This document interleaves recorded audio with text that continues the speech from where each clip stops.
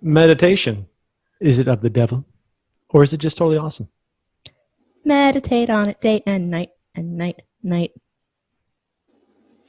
Meditation, the lost art of connecting with yourself. Is your gray matter getting low? Well, listen on. It turns out constant output with low levels of shallow input is a great formula for stress and anxiety. Who knew? Meditation, it's like Wheaties for your brain. Oh my God.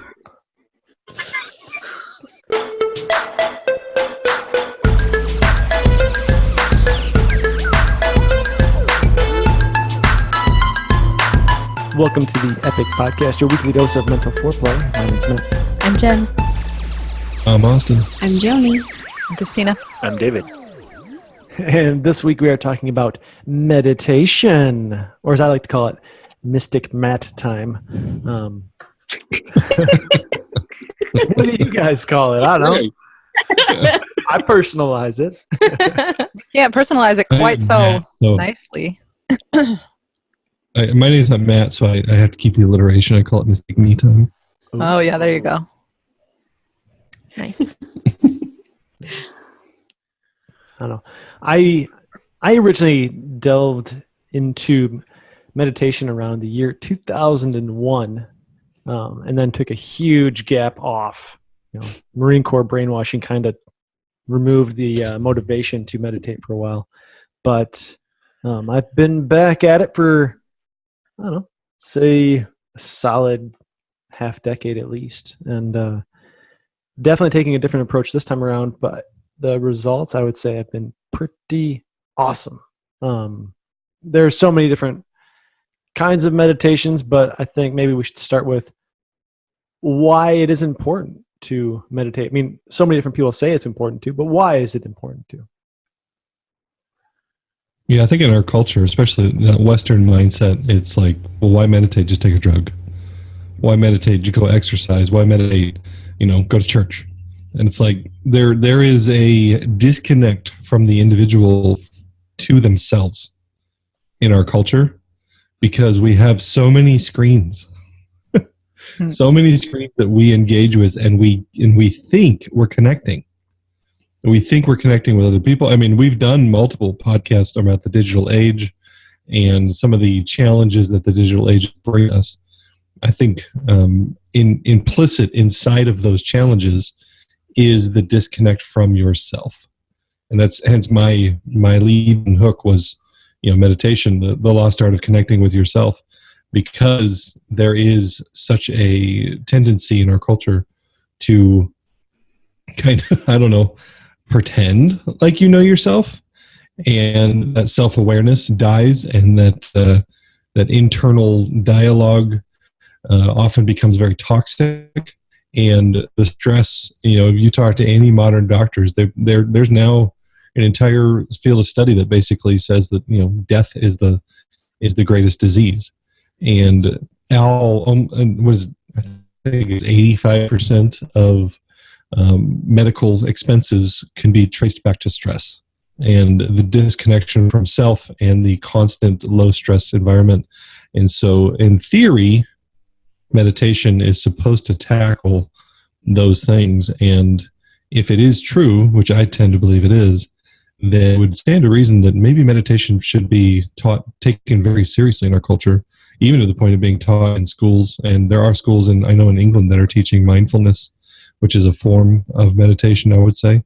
But that to me is a massive why, is the reduction of stress. And there is study after study after study after study to prove that it actually does that, of which none of them I can technically reference right now because I didn't write anything. You reminded me of Aubrey Marcus, who recently said that he uses psychedelics from time to time as a way to get in touch with himself. And he acknowledges, maybe, there's a way to do this without the psychedelics, without the ayahuasca, without the psilocybin, mushrooms. But he's like, but it's a way. It's a way to get there. It's a way to get in touch with myself. He's like, but there's no substitute for meditation. I think which I guess that maybe contradicts yourself. So he probably said something different. Somebody else take this on. Well, I think on that same venue, like when I take something that is conscious altering, it gets the conscious mind out of the way and you can really dive into what is the heart of the matter. And it's almost kind of like training wheels. If you can't go there on your own, like right away, you do something that alters your mindset, and then you get breakthroughs, and then you use that breakthrough to help get yourself there without it. And so I think there's some truth to that. Profound. Very much so. I was kind of curious that you had mentioned the Marine Corps and stuff like that, and I was wondering, do you think that it should be something that, especially in such a stressful environment that they would be in, do you think it's something that should happen in the armed forces? I don't know if you guys have a curriculum or something like that, but do you think it would be something like that? Should? Yes. Will it ever? No. But because I've never, or I don't know about Christina, but at least for me, my background, very Bible thumpery, churchy background. You know, I was a pastor's kid, missionary kid. And this whole meditation thing was like, heck no, that's of the devil. You can get a demon. And that's my hook, dude. That's my hook too. So recently, I don't know, I guess in the last 2 years, after going through some paradigm changes in, I've just kind of started studying this stuff, started understanding, and one of the videos that I watched to prepare for this had a lot of information about just the, I want to say, physical benefits of it, you know, what it does to your brain, and how meditation works within the different parts of your brain, and so on and so forth. And that has me thinking, man, you know, this should be something like, just in the straight up benefits, physical benefits of it, what it does to your brain, what it does to your ability to focus and concentrate. And it's scientifically proven that the people that do meditate can handle stress better. They can handle they can actually handle pain better. I mean, that's kind of crazy to me. They can handle pain better. They can focus a lot easier when they need to concentrate on something. They're able to do that very well. So I'm thinking, man, you know, this should be a part of what they do with kids that have ADHD. This should be even with my own kids. I mean, so that you can use all the resources, all the resources that you need to use to get into the state of a flow that they say. Then this would be something that would behoove us to teach our kids for sure. I mean, it's so. The benefits are so large. I think it would also behoove us to teach our children how to like balance a checkbook, and we don't, because in the education system, our priorities are off. And while there's some classrooms and some schools that do mindfulness really well and they have great curriculum, if it's not bought in by the community and the leadership, then it's just another thing to put on your you know, list of things to do. And I think really it should really come from the home, and because if the parents are being mindful and they're meditating, then kids pick up on that, and then they can share it with others. And dude, you lost me at balancing a checkbook. Why should people be balancing checkbooks right now? Who's using It was checkbooks the right concept that budgeting. basic concepts aren't taught that are necessary in Right. life. I mean, I still have to Google, like, all right, which one's the routing number and which one's the account? I do Like, too. every time I'm like, Although, yeah, realistically speaking, we don't use checkbooks anymore. Right, but you know, like the balancing balancing of your, I spent this much money and I have this bill and that stuff. And I think my hook Making a was budget. budgeting Yes, concepts. reading a ledger. My Still hook lost. was actually part of a scripture verse. I don't know, those of you who grew up in church, Joshua 1:8, where it says, "Do not let this book of the law depart from your mouth, but meditate on it day and night and night." There's a song and you like sing it. Just how I said You it in the sing hook. it. I was saying it. We had this conversation, I think, last night when we were talking about it, and just the whole fact that coming from a church background, that meditation is only good if you're meditating on the Word of God, because you will open yourself to demons and you will, all these things that are just like, But once I threw that away and actually just started meditating, I think we started when we all kind of met the same church, and we talked about close your eyes and visualize Jesus, and he hands you something. What does he hand you, and where are you? And just that imagination starting of just imagining different things with Jesus and the Spirit really helped me to like, all right, I'm taking this meditation thing and I'm running for it. So I haven't looked back. So I feel like in this whole discussion, like the main thing that I keep thinking is like, okay, but what are we actually talking about? Because meditation has so many forms and so many, I guess, like initially thinking about it to me is like, oh, it's like this really rigid thing where you have to if you're doing it right, it's going to be like you're having a really disciplined mind and trying to focus really hard. And that's like in the back of my mind how I used to think of meditation. And to me, it's like a limiting thing. Like, oh, I know it has benefits, but my struggle, just being really honest, and I think probably a decent amount of people struggle, is that, well, okay, so I'm a Enneagram type 3, which means I like to check off stuff. I like to be doing things. And so it feels so difficult for me to just stop and not be doing something, because it's like, oh my word, there's no really obvious output here. It's like I have all these things I need to be doing, and it's this struggle of, sorry, what, Joni?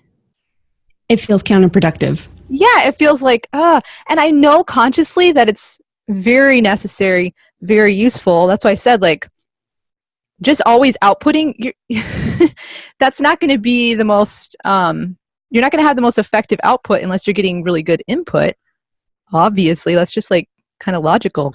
But it still feels like, oh my goodness, I'm missing out on all this stuff that I could be doing. And it's that human tendency of just wanting to strive and accomplish and do as opposed to rest.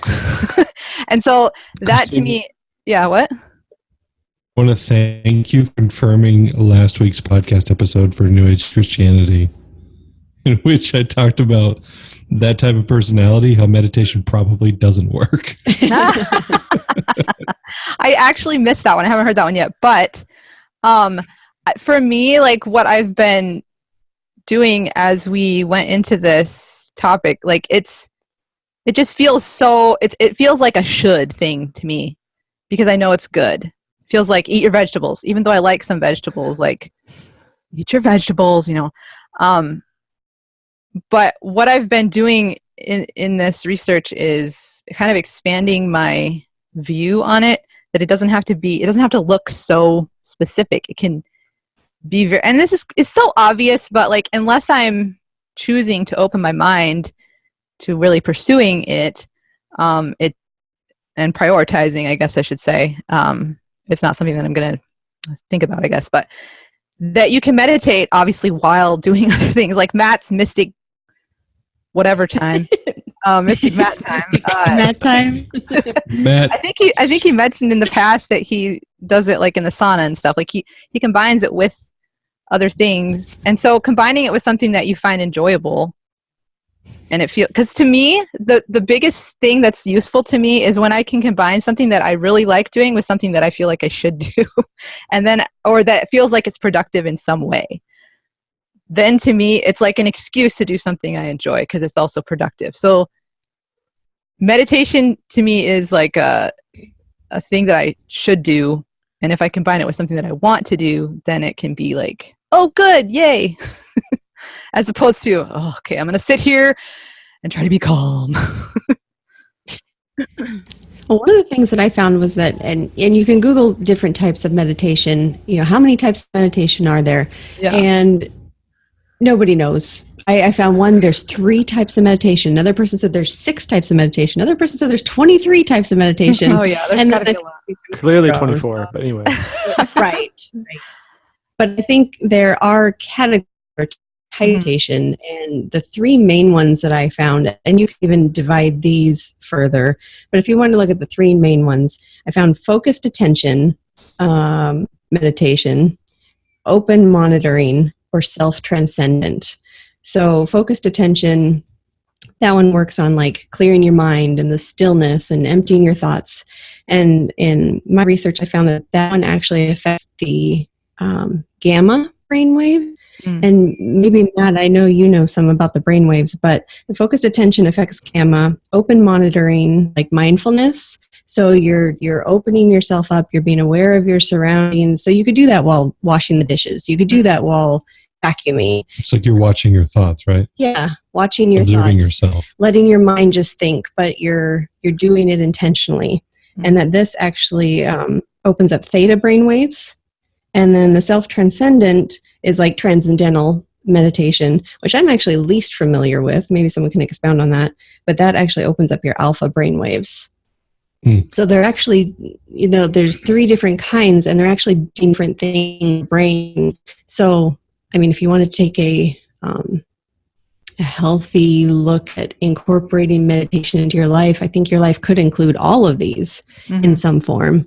Taking time to clear your mind and let that do its work, and then being mindful while you're vacuuming, and then maybe someone can explain transcendental meditation to me. Aren't there only 4 types of brainwaves? Alpha, beta, gamma, theta? Sounds good. Sounds right, but I also did you have almost feel delta in there's there? one other- Oh, that's right. There's delta, isn't there? Yeah, there you go. So 5? Are there 5 kinds? That sounds right. I was thinking, most of the time humans spend their time in beta. Okay. Adults spend their time in beta. And then we go into different variations when we sleep. That's dream state and stuff like that. And so meditation is essentially a way to engage with other types of brain activity while you're awake. That is, if you backed all the way out to those different variations, it's essentially, that's a very clean definition of one of the things that meditation can do for you is you activate other states of mind while you're conscious, which is helpful, I would think.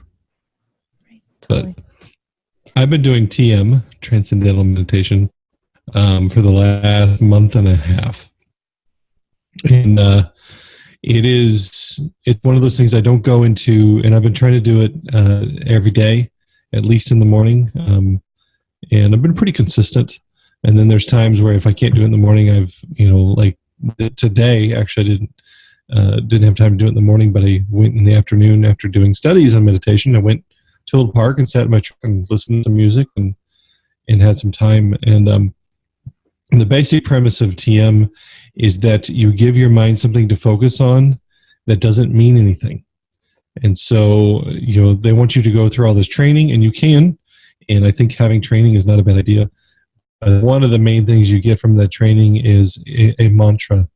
And that mantra is a word that means nothing to your mind. So if you said to yourself, car, car, car, car, car, eventually you're going to start thinking about, well, what about my car? Does it need to be repaired? Maybe I want to get a new car. What kind of car would I want? And that word means something to you. But if you say samba, samba, samba, samba, samba, it doesn't mean anything to me anyways. It might mean something it might be a real word somewhere else, but it's not. Oh yeah. Brazil. Do I want to go to Brazil? Exactly. So you get the point. A mantra is a word that means nothing, that you can concentrate on, and then you can concentrate on how it sounds, how it feels. But eventually your mind runs out of things to think about it. And yet you keep it busy, you keep it in front of mind to let the back of your mind come forward, if that's the best way I can explain it. And for me, it's actually a gateway into a type of meditation that I first kind of got into, and Jen talked about, picture Jesus, walk up to him, the Father ladder. There's different Christian versions of meditation that people who teach this stuff are probably having a conniption fit that we just called it meditation, but that's what it is, guys. Just deal with it. You're just teaching how to meditate with Jesus. So calm down. You're telling people to close their eyes and engage a different brainwave and to deal with stress and to pray their prayers. And there's a whole movement, basically, the courts of heaven, or going to your place that Jesus prepared for you, that you have a spiritual resonance with your name on it.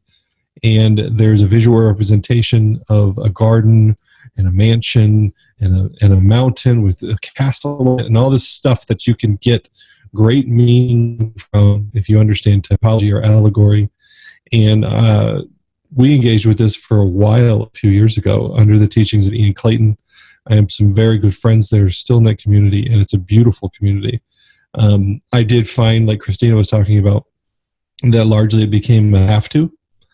And it became a rule and a law that if you weren't doing it, then you weren't engaging in your divine requirement as a Christian, and as a child of God, you were missing out on something. And so, whenever I feel that, and I want to be very clear here.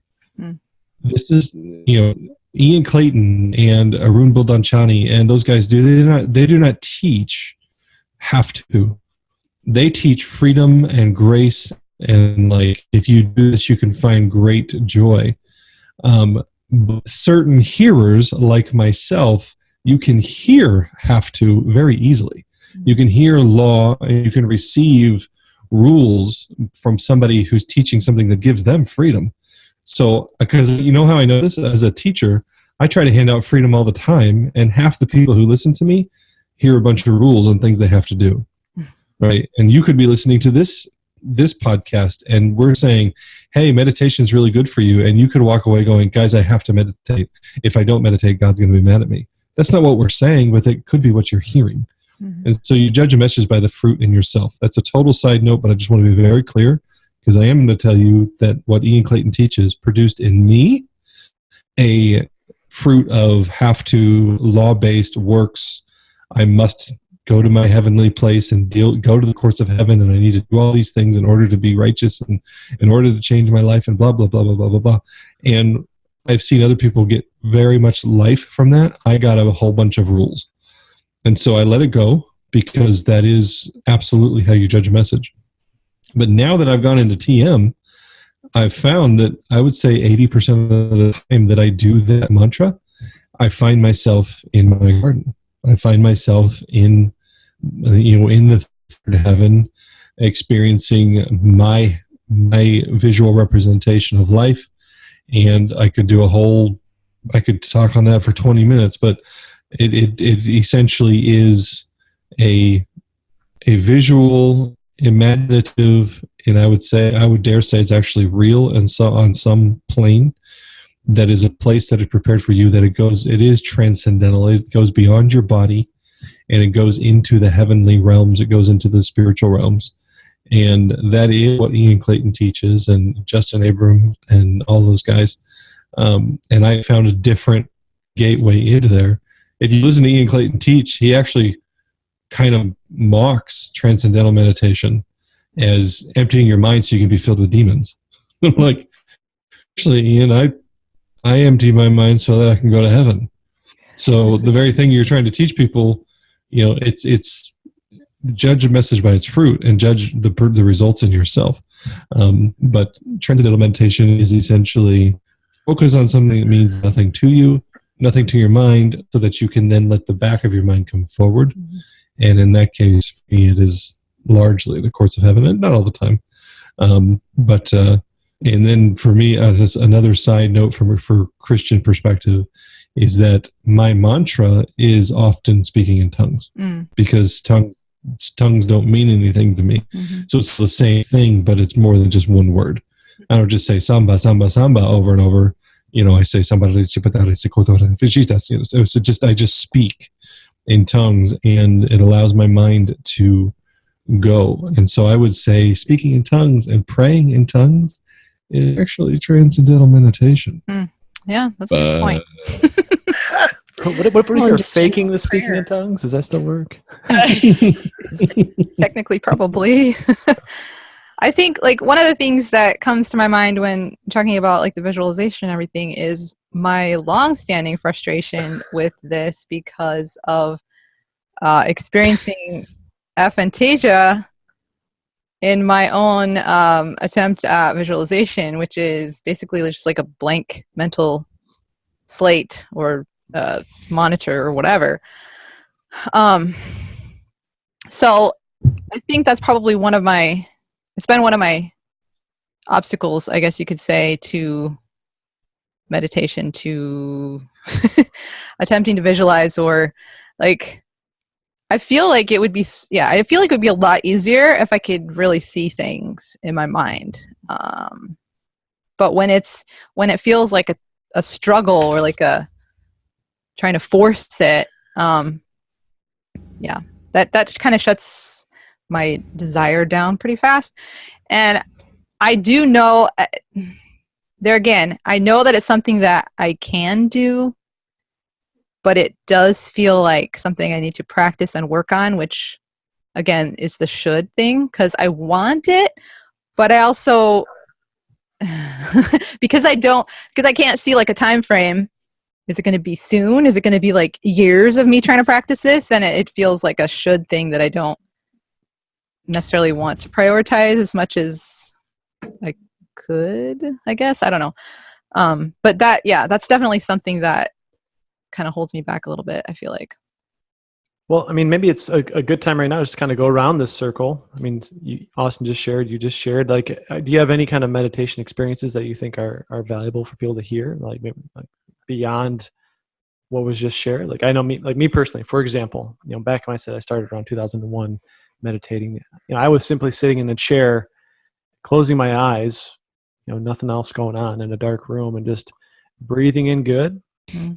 And then like visualizing, like when I breathed out, like breathing out the bad junk in my body, just breathing in healing, breathing out bad junk. That was back then. And that had some wild effects. Like that got hallucinogenic. That was pretty wild. And so it wasn't, took a solid brainwashing from the Marine Corps to kind of get rid of that. But then coming back to it, over a decade later, I jokingly call it Mystic Mat time, and Tina referenced that. I do it in the sauna oftentimes because it's usually about an hour block that I have that I'm by myself. There's, maybe I've got some background music, like usually no words, but maybe there are words. I don't know, whatever.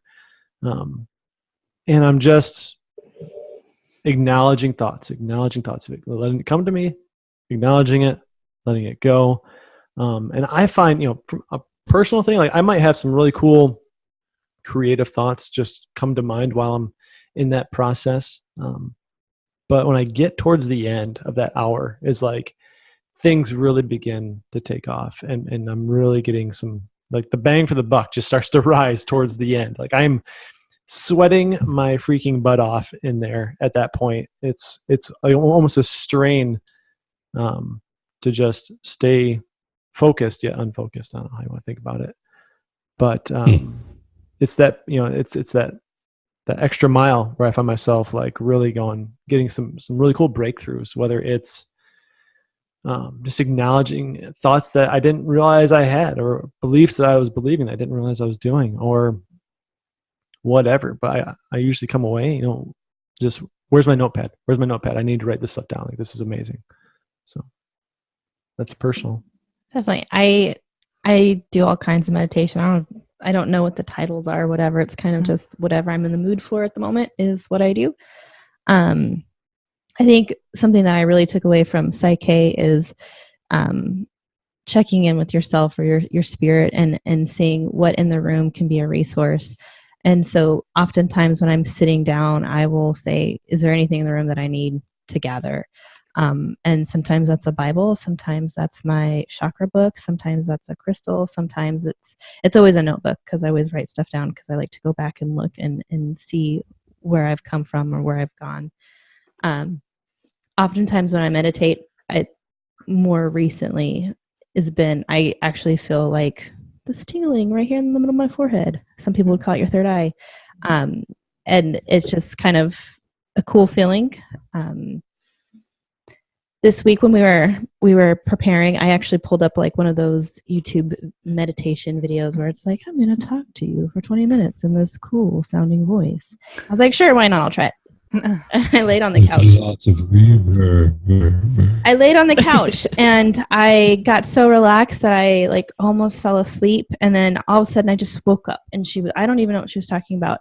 But the middle of my forehead was contracting and it was hurting. I was like, oh, it hurt so bad. Mm. And that's probably how I got my demon, but just kidding. But in that sense, like there's resources out there, but I really do think whether it's a personality thing or just an intentional thing with that person who created it, because I think she was talking about stress or something, and I have had a stressful week. And maybe that's why my brain was contracting. But there is, I think, power in not just going for anything that's out there, but really thinking, what do I need in this moment right now, and being in tune with what yourself has to tell you. Another one that I wanted to mention too is just the idea of like, I think it was mentioned, maybe Joni said, but just the idea of doing something, whether it's the dishes or vacuuming or me mowing the lawn, whatever it is, like something that just like engages my monkey brain, so that like just enough where everything else can just, other thoughts can come forward that are normally just blocked out by consciously doing things. So I really appreciate that. Just that awareness of that other part of my mind is heightened because the other part's obscured. I feel like I meditate a lot when I'm driving. I have just a clean, straight shot from my house to work. It's about 30 minutes, and it's kind of like that monkey brain gets involved, and then I'm all over the place. Driving definitely needs to be one of. Oh, sorry, Joni. I thought there's that delay. So then I know.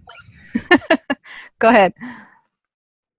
Oh, I was just going to say my experience with meditation probably started about 5 years ago. It wasn't that long ago, because I did grow up in the Christian household and it was way too new agey to meditate. But I kept hearing about it everywhere. I'm like, okay, there's got to be something to this. So when I started, it was the typical, okay, I got to cross my legs and you got to put your fingers just right, and you have to close your eyes and you have to focus on your breathing. And and hum, that makes it better. And and you have to do this every day. So I was literally religious about it, and every day I'm going to do this for 2 weeks. And probably did it for 2 weeks and then came away and didn't do it for probably 3 years, because I was like, what's the point? And I realize now that I was trying to be a meditator. I was trying to imitate what I see other people doing, or what I think meditation is, rather than looking into it myself and learning about it, or finding a way that works for me personally. And now it should be effortless. You shouldn't, it may take some discipline, but it should be effortless and it should be comfortable. So I found a way that kind of combines mindfulness with emptying your mind, I guess. But just to give myself permission to have thoughts if I have, but with the goal of trigger my mind and let my brain rest and work and do what it needs to do. But in some of my research, I was realizing that your brain is doing what it's doing for a reason. It's trying to protect you, trying to get you to a better place, trying to give you better thoughts. So to honor that and just let it do what it's going to do, and let the thoughts leave, and then see what else comes up. But the idea that you have to try so hard and be in the right position and, be uncomfortable for 20 minutes every day and force yourself is what people think, at least I thought meditation was. And I found out that it's not. It should be easy. It should be effortless, and it should be pleasant and enjoyable. I think one of the number one things that trips people up with meditation is condemning themselves for doing it wrong. Ooh, it's good. Right. Because, whether it's, I shouldn't be thinking. Well, good luck with that. Because the moment you start condemning yourself for thinking, you're still thinking. Or I should be thinking, but I need to be thinking positive thoughts. But I'm condemning myself for not thinking. So now, literally condemning yourself for doing it wrong is the antithesis of pretty much every form of meditation, that is not the right answer. So accepting yourself and what it is that you're working through. You might have a great intention to empty your mind, and it may take months before you can figure out how to empty your mind. I can promise you it'll take years if you don't get over condemning yourself. So stop. Stop it. You're doing it wrong. I have a number of personal anecdotes or thoughts. But first of all, Joni, you said something about your brain is doing what it's doing for a reason or whatever. Because there are sometimes, like someone mentioned driving. That's definitely one of the things that I used to love, was just driving time so that I could just let my thoughts go or whatever. And I wouldn't have recognized that as meditation back in the day. And that's what I think having this podcast has helped me kind of free up that mental block I had about what meditation was. It was more of a subconscious thing because, like I said, I wasn't prioritizing it in order to think about it and put it in its right place. But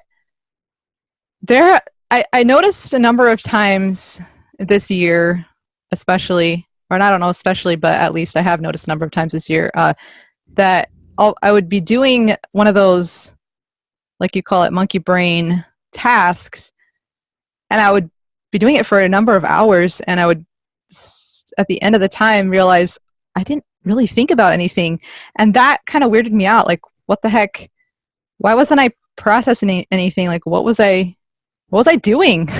I was just like actually focused on the task with my monkey brain. That just doesn't seem right to me. Do you guys have any thoughts about that? Well, I would say make sure if you are doing that drive for meditation that your eyes are open and your hands are on the wheel. Oh yeah, the starting spot. Right. But no, like this is more like painting or just different things like that I was definitely didn't need to be thinking about, but I wasn't processing the way that I would have expected that I would do. But I think that's part of the process, because there's certain times where you can do, a monkey brain job thing, and you can go other places. And there's sometimes where you just have to focus on writing that pencil or stroking the paintbrush, because that's where you are internally right now. So, yeah. Yeah, but what do you think? What do you think it means?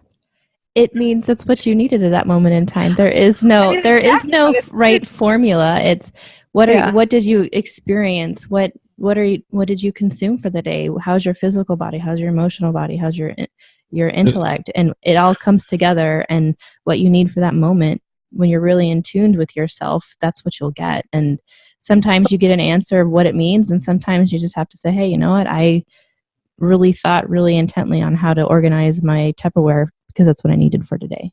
Yeah, maybe just like literally resting my brain. That's what it feels like, maybe, because I wasn't processing. So maybe just resting.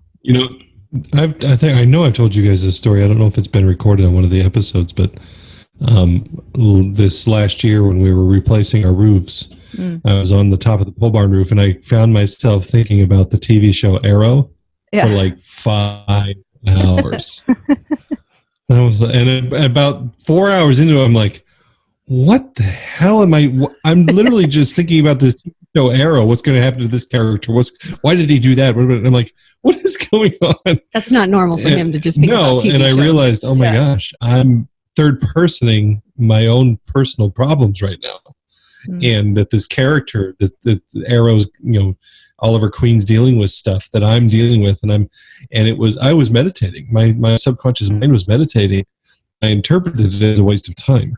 But when I immediately flipped, like, oh, wait a minute, I haven't been wasting my time. I've been making this problem that has seemed impossible for me because I have all the emotions and the relationships.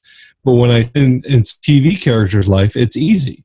It's like, well, this idiot should have done this, this, and this. And then I look in the mirror and I'm like, hey, idiot, you should probably do that. And so I also think when you're doing those monkey mind tasks that, what are you thinking? If you're thinking nothing, the mind needs rest. Yeah. Right. The mind definitely needs rest, and it needs conscious rest, because you would think that's what sleep's for. Yeah, but your conscious mind needs rest as well. So there's no condemnation there. Again, if it is about doing it wrong, then that thought alone gives you a giant hurdle to get over, much less the real hurdles that are there. So don't add another hurdle by condemning yourself for what you're thinking about when you have those monkey mind tasks. That would be my advice. Mm-hmm. I feel like we've scattered them in here and there, but are there any other myths about meditation that you guys came across or have just in the years of exercise kind of came to realize where you heard something but it never really jived with what you experienced? Mm-hmm. I think number one is that it's of the devil, right? And that it's how you get obsessed with possessed with demons. I've seen more demons come from a church than I've ever seen meditation. So I'm just gonna throw that one out there. That one's for free.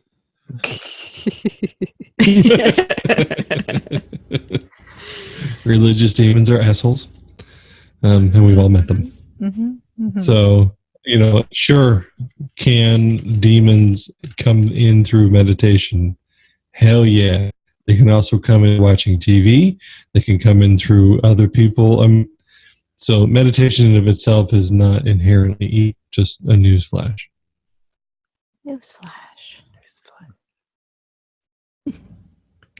I think I kind of talked about some of them, that people think meditation should be difficult or uncomfortable, that you have to sit a certain way or say the right thing, and just the myth that there's one way to do it, or there's a right way to do it, or there's a more spiritual way to do it. The mindfulness that you see is just for house moms. But if you really want to be spiritual, then because that sounds way cooler. In being aware that there is no wrong way, and to do what's right for you, even just that day. Mm-hmm. I really like what Joe Dispenza says about that. I was looking at a lot of his stuff, and I really, really like his takes on spirituality, quantum physics, the power, biology belief. And somebody asked him, what are the best ways to meditate? And he's like, well, they teach 3 major workshops every year. And he said in the video, like, of all 3 workshops combined, that they teach people over 20 different ways to meditate. And he basically broke it down to, well, why are you meditating? Are you trying to solve a problem? Are you trying to reduce your stress? Are you trying to, connect with yourself or with God? Like, what's your intent for why you're meditating? That would depend on which version of meditation you choose. And then he even kind of topped it off with, and you may find that one version of meditation is your magic wand for everything. And do that. Do what works. Don't. And then he also did say, warns a lot. It is supposed to be effortless and fulfilling, but it is a skill. So there's a balance of, it should be effortless and fulfilling, but it isn't necessarily something that the very first time you do it, you're going to get those massive world-changing results. Mm-hmm. And so, improve your skill, but at the same time, find the version that gives you life. Mm-hmm. And so it is a balanced situation. It's a huge part of his work, because he teaches people lots of different ways to do it. And with the end goal being what one actually works for you. And he's had some pretty crazy stories. He was paralyzed, wasn't he? I don't know. And I've never heard I think he was definitely bedridden, very serious, and actually used meditation to, now he's up and running and walking and, fully functional, and totally healed himself by using meditation.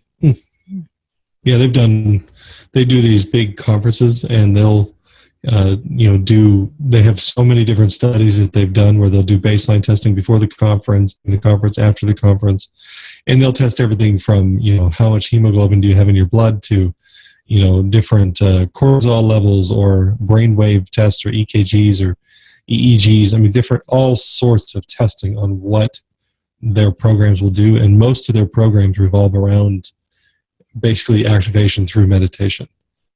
So if you want a lot more information on how to use meditation for tangible results, Joe Dispenza is one of the top resources I know of. And I would recommend his book, You Are the Placebo, subtitle, Making Your Mind Matter. It's a lot of how to, and he goes into his whole story and the benefits, and it was a really great resource. So if you guys were to talk to your younger self, your younger self that's about to begin meditating, what advice would you give to yourself as you started out, or are there any tools that you would recommend? I know you just kind of gave some there, but I would say trust the process. I'm someone that, I'm like you, I think you mentioned this, Christina, that you like to see results and you're like, is this actually doing anything? And one of the studies that I looked at said it actually took about 8 weeks before they saw, but they did see actual physical changes in the brain after 8 weeks. So it does take time, but you're literally retraining the way you think. You're letting your cells change and your body heal, and you're working with your body and with your mind. So everything your body does is a subtle process. So I would tell myself just to trust it and keep doing it and stick with it. And also to be open to, just because you're doing it for stress relief doesn't mean you're not also going to start sleeping better. You might make better choices around your food. So to be open to other possibilities too. I think some people miss that. One thing I picked up was to engage more of your senses, like with smell, for example, with some sort of ambient noise, like potentially, and for one thing, being outside, to me, it feels like being outside is a much quicker way of connecting, or like, I don't know, getting in the right headspace. But like sounds of nature or rain or that kind of thing, I feel like can be useful. But yeah, like essential oils, or I don't know, incense or something like that. Engaging more of your senses, I think, can be helpful. From what I haven't particularly tried it in at least not in thinking about it as meditation, but I definitely can see how that would be useful. somebody come across the app called Headspace by chance? Oh, yeah. Right on. I've heard of that. I haven't tried it, but I've heard good things about it. Right on. So I heard about it from the late great Chris Teasdale, and Headspace is an app that will basically one, remind you to meditate. I mean, some people, if meditation is something that you want to get into, it's sometimes, it's something that you have to add into your life, or to kind of work your mornings around, or your evenings around. I think Lauren Zander says that she said, hey, this is easy. If you want to do it, just go ahead and give yourself a consequence, or, like, hey, at night, I don't touch my phone until I've meditated. So if I want to be on my phone, so I'm going to meditate. Like I think that was one of her examples that she gives. Headspace is just like, hey, when do you want to do this? She doesn't have coffee in the morning until she meditates as well. Correct. There it is. Headspace is like, all right, hey, what time did you want to do this on a regular basis? We'll give you a reminder. Bam.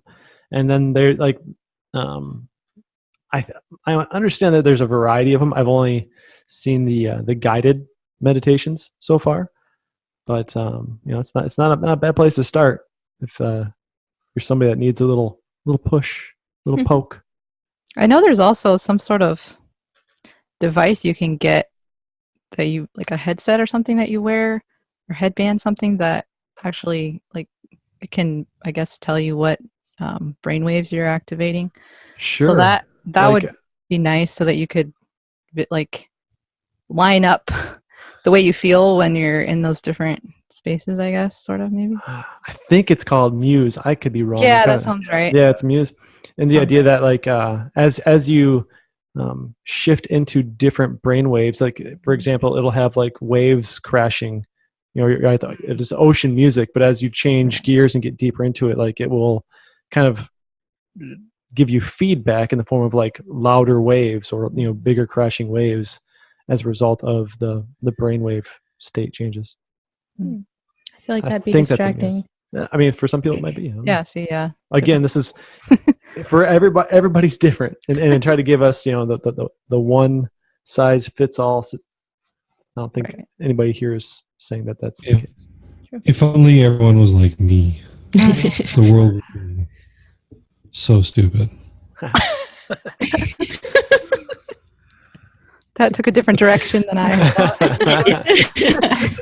I think if I had to go back to my younger self and give myself advice on meditation, I think it would be to turn my intention on, and anything I can do could turn into a meditation. And there's always input to be had when you turn your intention on. There's always a lesson to be learned. There's always a message being shared, whether it's through the wind or a situation or a pain in my pinky toe. Like there's always something trying to communicate with me. So turn the intention on, and that's where the true meditation happens, because there's this communication with spirit and self and input and output.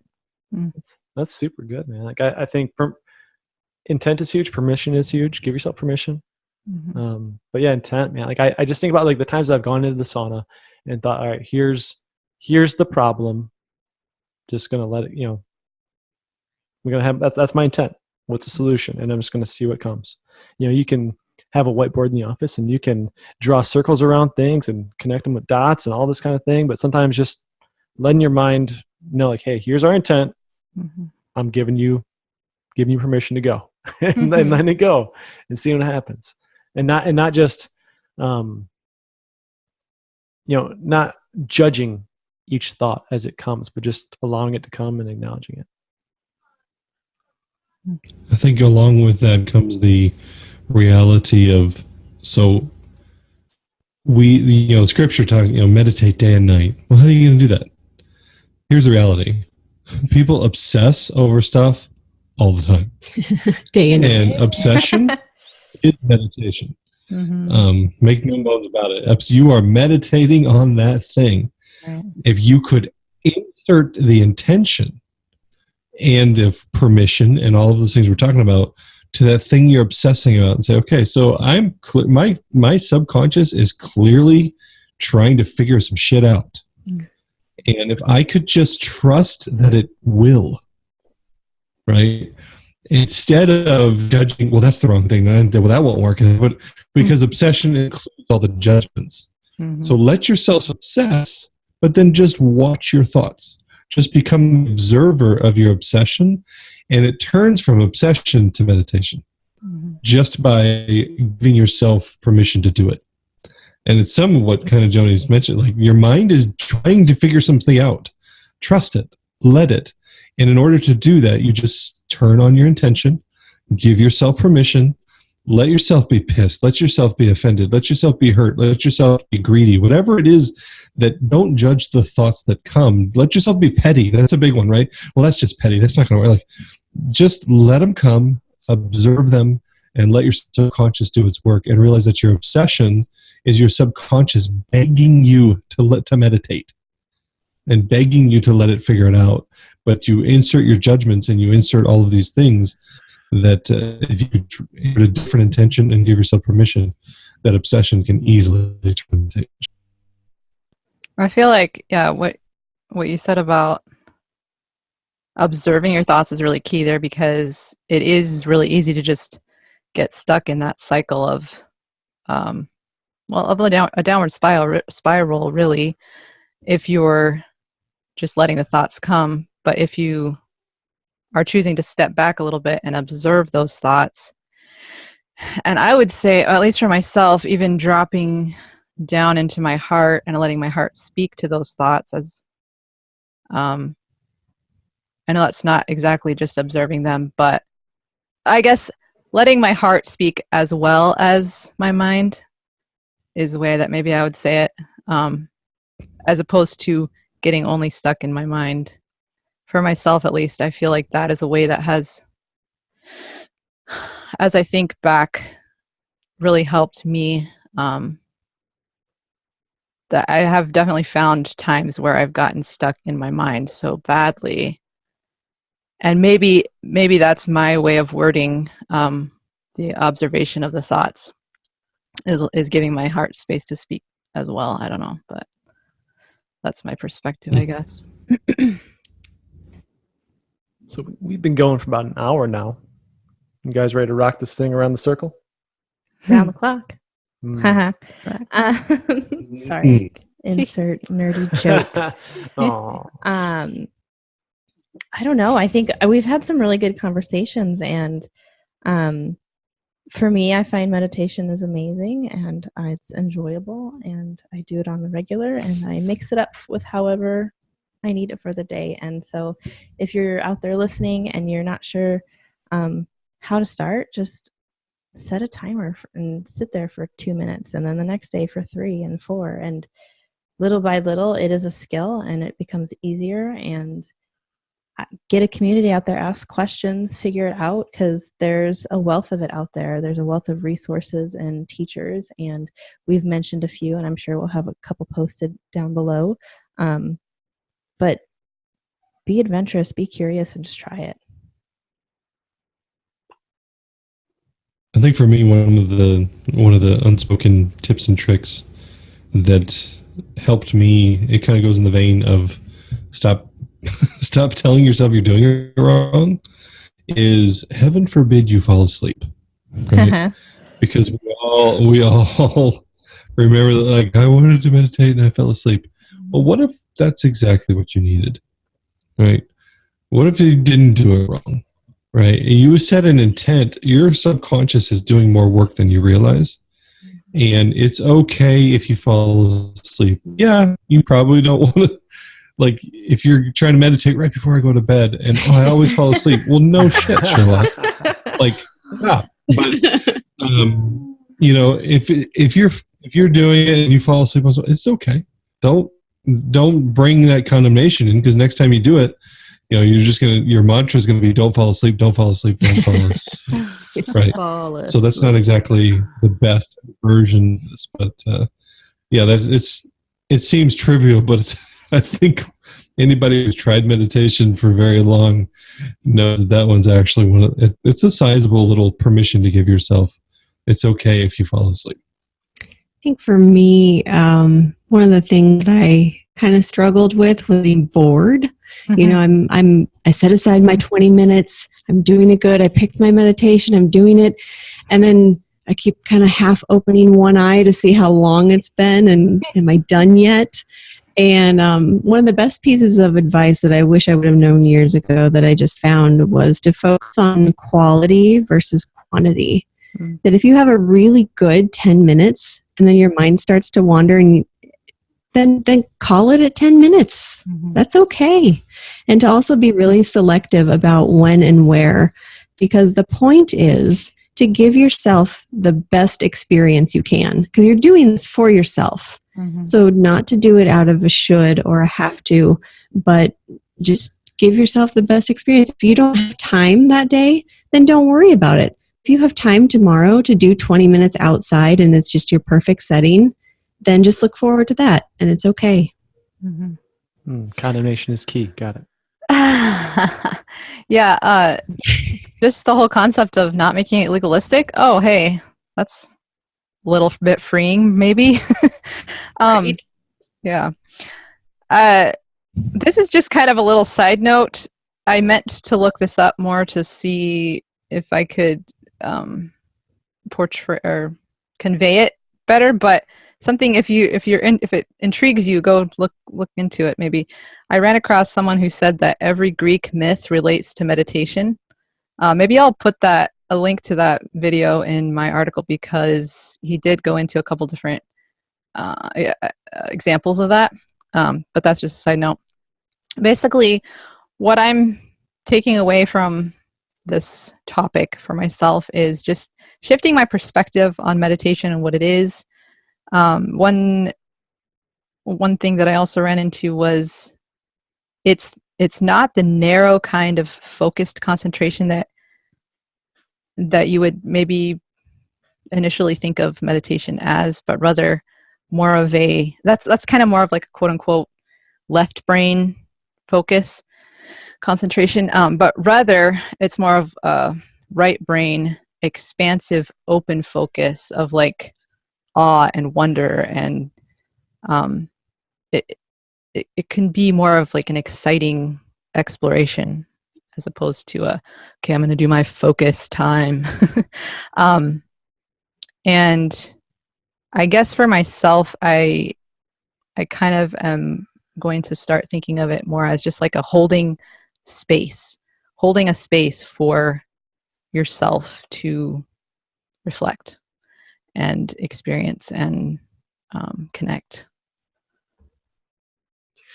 To me, it has been large in part understanding the whole concept of not judging yourself, and that has been kind of big in this podcast. And as we have been talking, I've been thinking about how that has applied to my meditation experience and the whole falling asleep and and doing it and being like, oh crap, now I'm thinking about My Little Pony or something like that. Wow, really? No, not really.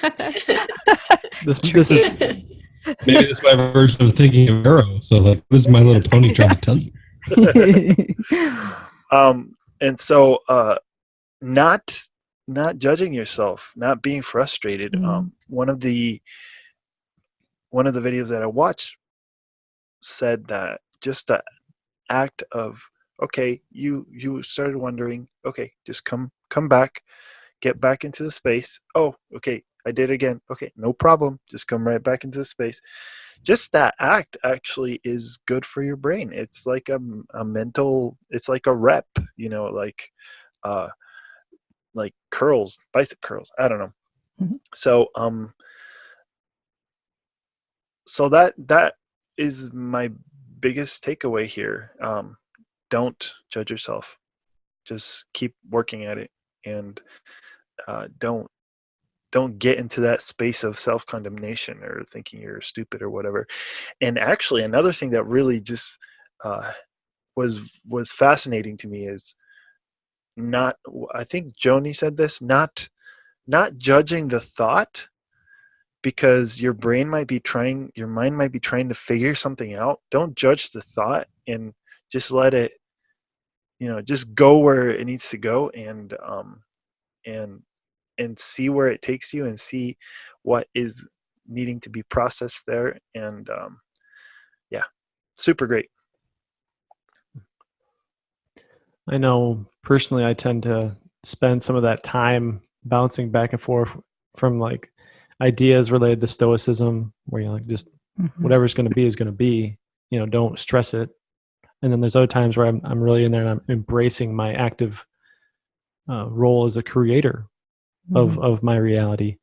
I shared with a lot of the boys that I coach and the girls that I coach that, for example, you're playing baseball or softball and you're next up, that's a time where you can begin to, I didn't say meditate, but you can begin to place yourself in the situation that you're going to be in, and you begin to see the result that you want to see. So if you want to, especially kids that have anxiety as they're going to the plate, like, hey, let's take a moment and let's think about, what the ball is going to look like as it comes towards you, and you're going to take that big swing. What's it going to feel like when that ball hits your bat? What's it going to look like when that ball's, traveling? Where's it going? How does it feel? And really getting them to experience that success that they are having anxiety about, and just to kind of reframe things in a totally different way. I think that's something you don't have to necessarily be playing a sport to engage that kind of imagination, that kind of meditating on that, on the success that you desire. But I don't know, everybody's different, and I think we've laid down quite a few different paths to meditation in this, and that there is not necessarily a wrong way to begin. Just begin. and don't judge yourself. We're all our own worst critics sometimes. But I think this is a solid topic and conversation worth having.